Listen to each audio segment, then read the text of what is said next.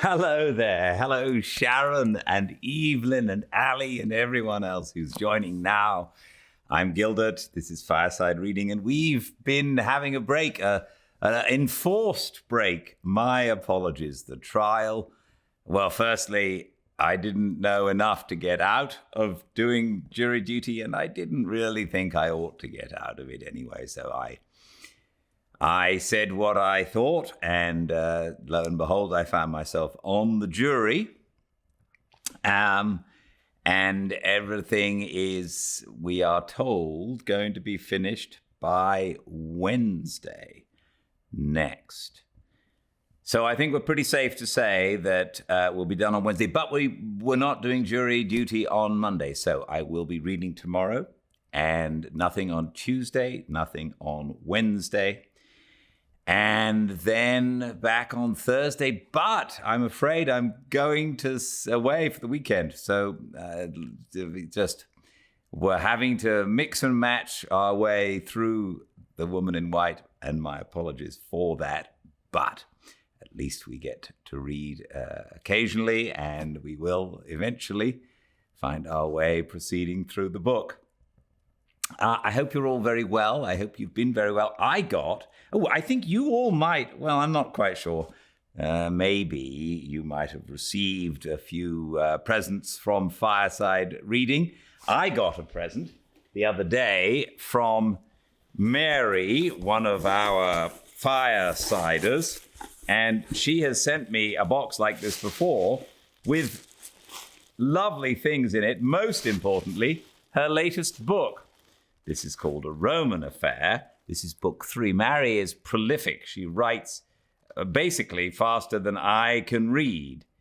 This is a beautiful picture, and I'm sure it's a wonderful book. I did her audiobook for one of her books, and it was really, really fun. Silver Linings Wedding Playbook. And I'm sure that this book and this series is too. A Roman Affair. And there are lots of other little trinkets in here, fun stuff. There's, of course, a pizza and other stuff. Thank you, Mary, very much. And thank you all. I've received books from several people who enjoy Fireside Reading. That's really wonderful. And I hope you have received a gift. If anybody has received a gift, please let me know in the comments, and I'll check them out afterwards. As you all know, I can't see the comments when I'm reading because that sort of gets in the way of doing this. But I know that you guys do talk amongst yourselves, and I love that. Please talk if you would like to. The idea is really that we all just get together with the book going on as we do so. Let's see where we're at. We are in the middle of reading The Woman in White by Wilkie Collins. And our heroine, Laura Fairley, has had to marry suspicious Sir Percival Glyde. They've returned home to his house, Blackwater Park, and Miss Holcomb is narrating the story at the moment. Laura's sister-in-law, stepsister, I think, and she is telling us, because the story is really put together by the young man who fell in love with her, as we remember, Walter Hartwright. But he's not there for this part of the story, so he pulls on the diary entries and other things of other characters. And then I went and lost my place. So she is telling us about the people who are living in Blackwater Park, including the rather interesting Count Fosco, who is very large, very sort of surprising. He has lots of animals that he, including white mice and a cockatoo, and she has just described him. And at the end of the chapter that we just finished, the one that I just lost the place of, yes, somebody arrived, and it is the lawyer who we actually met before, Mr. Merriman, the lawyer who, with Mr. Fairley's lawyer, wrote the marriage settlement. He has arrived, surprisingly, at Blackwater Park, and the chapter ended with Count Fosco knowing that Miss Holcomb and Laura were secretly afraid that something had happened. As to what it is, we are still to find out. Welcome to a fireside reading of The Woman in White by Wilkie Collins. Reading 29. 3. June the 16th. I have a few lines more to add to this day's entry before I go to bed tonight. About 2 hours after Sir Percival rose from the luncheon table to receive his solicitor, Mr. Merriman, in the library, I left my room alone to take a walk in the plantations. Just as I was at the end of the landing, the library door opened and 2 gentlemen came out. Thinking it best not to disturb them by appearing on the stairs, I resolved to defer going down till they had crossed the hall. Although they spoke to each other in guarded tones, their words were pronounced with sufficient distinctness of utterance to reach my ears. "Make your mind easy, Sir Percival," I heard the lawyer say. "It all rests with Lady Glyde." I had turned to go back to my own room for a minute or two, but the sound of Laura's name on the lips of a stranger stopped me instantly. I dare say it was very wrong and very discreditable to listen, but where is the woman in the whole range of our sex who can regulate her actions by the abstract principles of honor when those principles point one way, and when her affections and the interests which grow out of them point the other?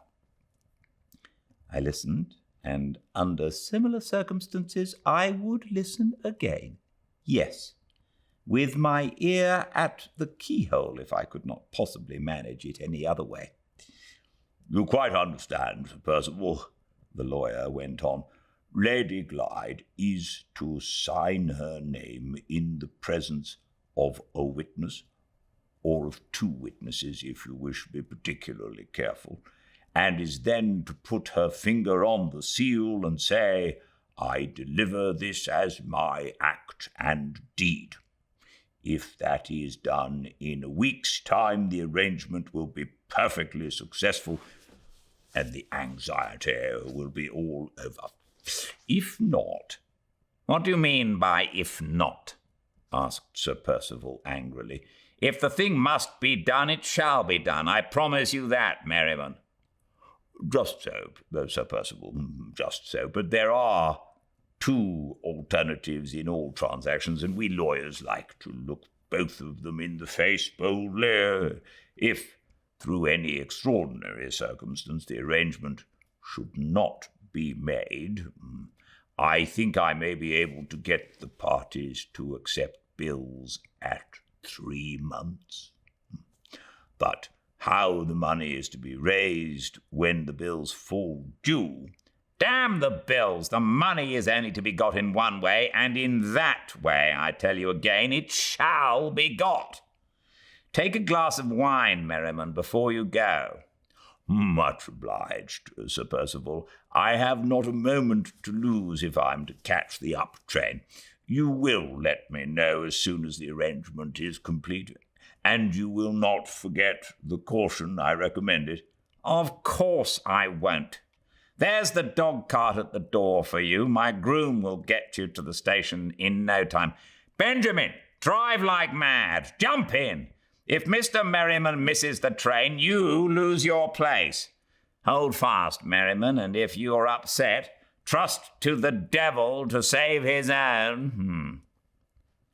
With that parting benediction, the baronet turned about and walked back to the library. I had not heard much, but the little that had reached my ears was enough to make me feel uneasy.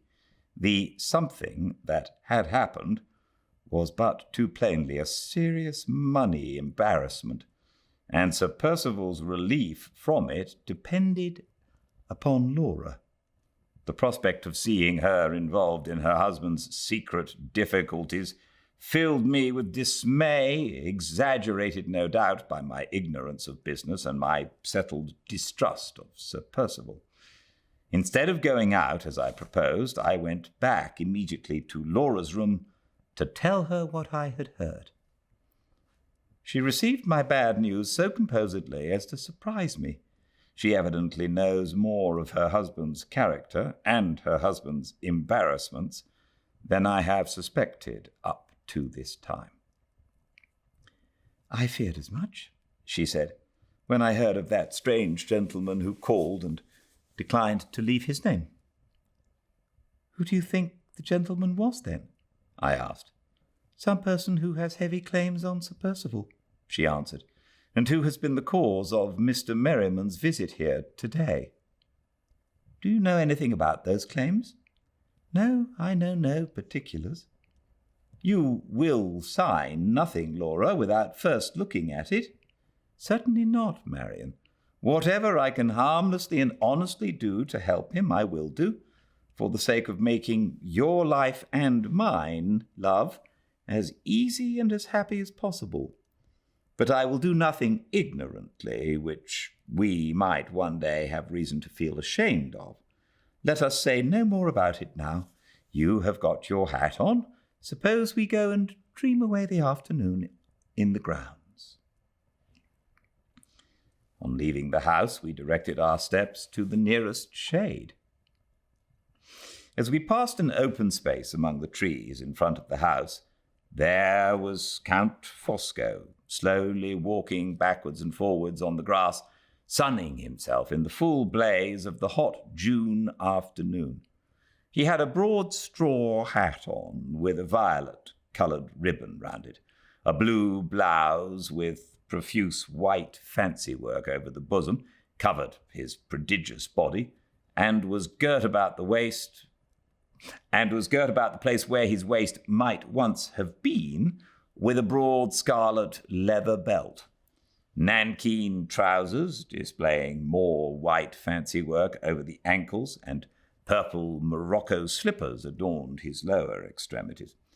He was singing Figaro's famous song in The Barber of Seville with that crisply fluent vocalization which is never heard from any other than an Italian throat, accompanying himself on the concertina, which he played with ecstatic throwings up of his arms and graceful twistings and turnings of his head, like a fat St. Cecilia masquerading in male attire. "Figaro qua, Figaro là, Figaro su, Figaro giù," sang the Count, jauntily tossing up the concertina at arm's length and bowing to us on one side of the instrument with the airy grace and elegance of Figaro himself at 20 years of age. "Take my word for it, Laura, that man knows something of Sir Percival's embarrassments," I said, as we returned the Count's salutation from a safe distance. "What makes you think that?" she asked. "How should he have known, otherwise, that Mr. Merriman was Sir Percival's solicitor?" I rejoined. "Besides, when I followed you out of the luncheon-room, he told me, without a single word of inquiry on my part, that something had happened. Depend upon it, he knows more than we do." "Don't ask him any questions if he does. Don't take him into your confidence."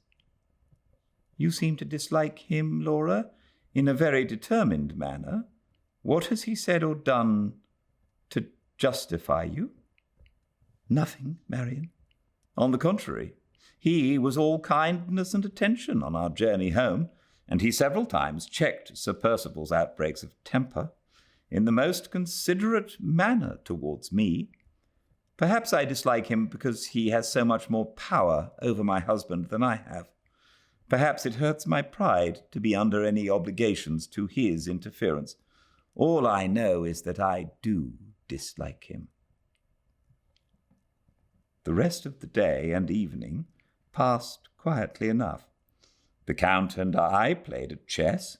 For the first 2 games, he politely allowed me to conquer him, and then when he saw that I had found him out, begged my pardon, and at the 3rd game checkmated me in 10 minutes. Sir Percival never once referred all through the evening to the lawyer's visit, but either that event or something else had produced a singular alteration for the better in him. He was as polite and agreeable to all of us as he used to be in the days of his probation at Limmeridge, and he was so amazingly attentive and kind to his wife that even icy Madame Fosco was roused into looking at him with a grave surprise. What does this mean? I think I can guess. I am afraid Laura can guess. And I am sure Count Fosco knows. I caught Sir Percival looking at him for approval more than once in the course of the evening. June the 17th, a day of events. I most fervently hope I may not have to add a day of disasters as well. Sir Percival was as silent at breakfast as he had been the evening before on the subject of the mysterious arrangement, as the lawyer called it, which is hanging over our heads. An hour afterwards, however, he suddenly entered the morning-room where his wife and I were waiting, with our hats on for Madame Fosco to join us, and inquired for the Count. "We expect to see him here directly," I said. "The fact is," Sir Percival went on, walking nervously about the room, "I want Fosco and his wife in the library for a mere business formality, and I want you there, Laura, for a minute, too." He stopped and appeared to notice for the first time that we were in our walking costume. "Have you just come in?" he asked, "or were you just going out?" "We were all thinking of going to the lake this morning," said Laura. "But if you have any other arrangement to propose—" No, he answered hastily. "My arrangement can wait. After lunch we'll do as well for it as after breakfast. Or going to the lake, eh? A good idea. Let's have an idle morning. I'll be one of the party." There was no mistaking his manner, even if it had been possible to mistake the uncharacteristic readiness which his words expressed to submit his own plans and projects to the convenience of others. He was evidently relieved at finding any excuse for delaying the business formality in the library to which his own words had referred. My heart sank within me as I drew the inevitable inference. The Count and his wife joined us at that moment. The lady had her husband's embroidered tobacco pouch and her store of paper in her hand for the manufacture of the eternal cigarettes. The gentleman, dressed as usual in his blouse and straw hat, carried the gay little pagoda cage with his darling white mice in it, and smiled on them and on us with a bland amiability which it was impossible to resist. "With your kind permission," said the Count, "I will take my small family here, my poor little harmless pretty mousies, out for an airing along with us.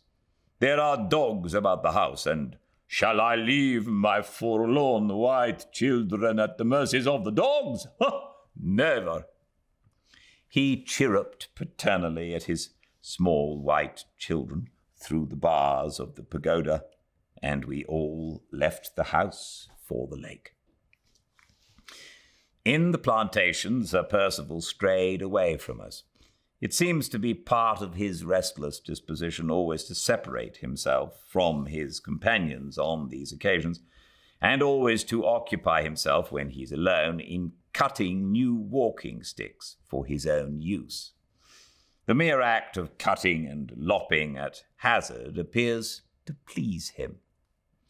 He has filled the house with walking sticks of his own making, not one of which he ever takes up for a second time. When they have been once used, his interest in them is all exhausted, and he thinks of nothing but going on and making more. At the old boathouse, he joined us again.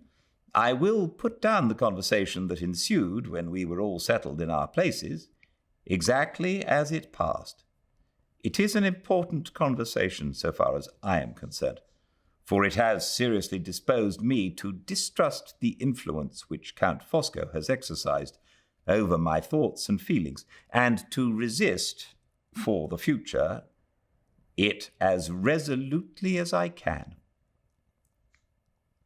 The boathouse was large enough to hold us all, but Sir Percival remained outside, trimming the last new stick with his pocket axe. We 3 women found plenty of room on the large seat. Laura took her work, and Madame Fosco began her cigarettes. I, as usual, had nothing to do. My hands always were, and always will be, as awkward as a man's. The Count, good-humouredly, took a stool many sizes too small for him, and balanced himself on it with his back against the side of the shed, which creaked and groaned under his weight. He put the pagoda cage on his lap and let out the mice to crawl over him as usual. They are pretty innocent-looking little creatures, but the sight of them creeping about a man's body is, for some reason, not pleasant to me.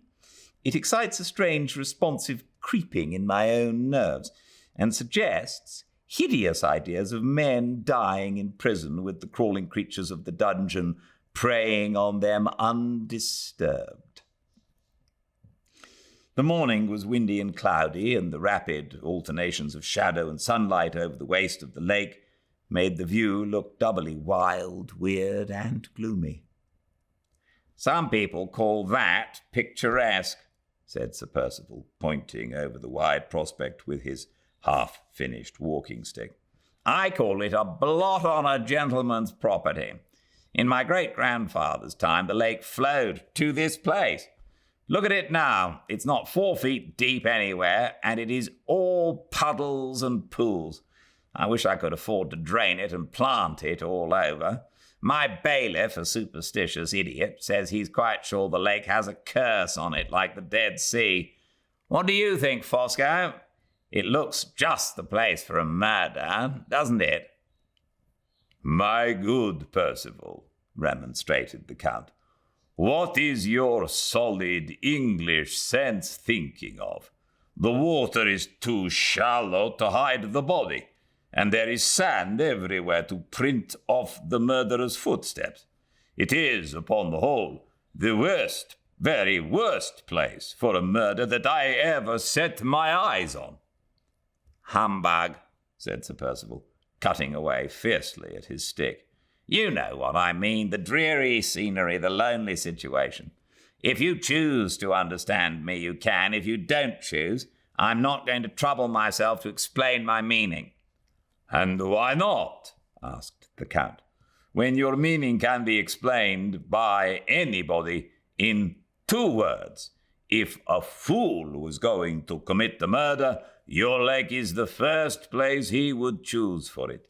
If a wise man was going to commit the murder, your lake is the last place he would choose for it. Is that your meaning? If it is, there is your explanation for you ready-made. Take it, Percival, with your good Fosco's blessing." Laura looked at the Count with her dislike for him appearing a little too plainly in her face. He was so busy with his mice that he did not notice her. "I am sorry to hear the lake view connected with anything so horrible as the idea of murder," she said. "And if Count Fosco must divide murderers into classes, I think he's been very unfortunate in his choice of expressions. To describe them as fools only seems like treating them with an indulgence to which they have no claim. And to describe them as wise men sounds to me like a downright contradiction in terms. I have always heard that truly wise men are truly good men, and have a horror of crime. "My dear lady," said the Count, "those are admirable sentiments, and I have seen them stated at the tops of copybooks." He lifted one of the white mice in the palm of his hand and spoke to it in his whimsical way. "My pretty little smooth white rascal," he said, "here is a moral lesson for you. A truly wise mouse is a truly good mouse. Mention that, if you please, to your companions, and never gnaw at the bars of your cage again as long as you live." "It is easy to turn everything into ridicule," said Laura resolutely, "but you will not find it quite so easy, Count Fosco, to give me an instance of a wise man who has been a great criminal." The Count shrugged his huge shoulders and smiled on Laura in the friendliest manner. "Most true," he said. "The fool's crime is the crime that is found out, and the wise man's crime is the crime that is not found out. If I could give you an instance, it would not be the instance of a wise man. Dear Lady Glyde, your sound English common sense has been too much for me. It is a checkmate to me this time. Miss Holcomb, huh?" "Stand to your guns, Laura," sneered Sir Percival, who had been listening in his place at the door. "Tell him next that crimes cause their own detection.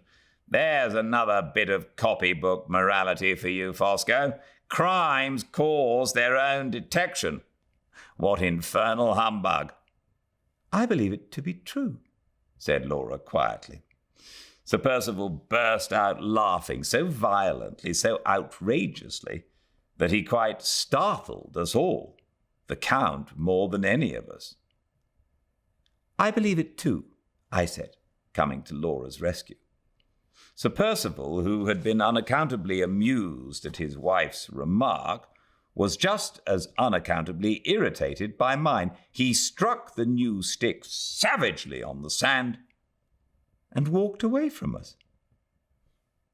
"Poor dear Percival," cried Count Fosco, looking after him gaily. "He is the victim of English spleen.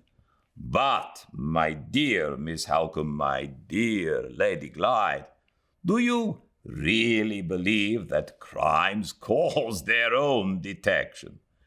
And you, my angel," he continued, turning to his wife, who had not uttered a word yet, "do you think so too?"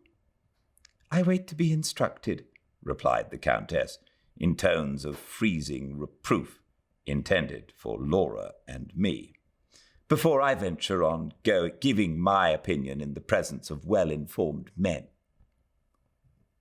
"Do you indeed?" I said. "I remember the time, Countess, when you advocated the rights of women, and freedom of female opinion was one of them." "What is your view of the subject, Count?" asked Madame Fosco, calmly proceeding with her cigarettes, and not taking the least notice of me. The Count stroked one of his white mice reflectively with his chubby little finger before he answered. "It is truly wonderful," he said, "how easily society can console itself for the worst of its shortcomings with a little bit of claptrap. The machinery it has set up for the detection of crime is miserably ineffective, and yet only invent a moral epigram saying that it works well, and you blind everybody to its blunders from that moment. Crimes cause their own detection, do they? And Murder will out. Another moral epigram, will it? Ask coroners who sit at inquests in large towns if that is true, Lady Glyde. Ask secretaries of life insurance companies if that is true, Miss Holcomb. Read your own public journals. In the few cases that get into the newspaper, are there not instances of slain bodies found and no murderers ever discovered? Multiply the cases that are reported by the cases that are not reported and the bodies that are found by the bodies that are not found. And what conclusion do you come to? This: that there are foolish criminals who are discovered and wise criminals who escape. The hiding of a crime or the detection of a crime, what is it? A trial of skill between the police on one side and the individual on the other. When the criminal is a brutal, ignorant fool, the police, in 9 cases out of 10, win. When the criminal is a resolute, educated, highly intelligent man, the police, in 9 cases out of 10, lose. If the police win, you generally hear all about it. If the police lose, you generally hear nothing. And on this tottering foundation, you build up your comfortable moral maxim that crime causes its own detection. Yes, all the crime you know of. And what of the rest?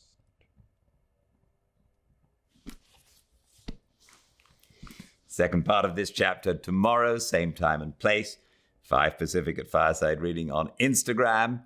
And then nothing Tuesday, Wednesday, but back on Thursday. Until I see you all again, everyone, please stay very, very well. Good night.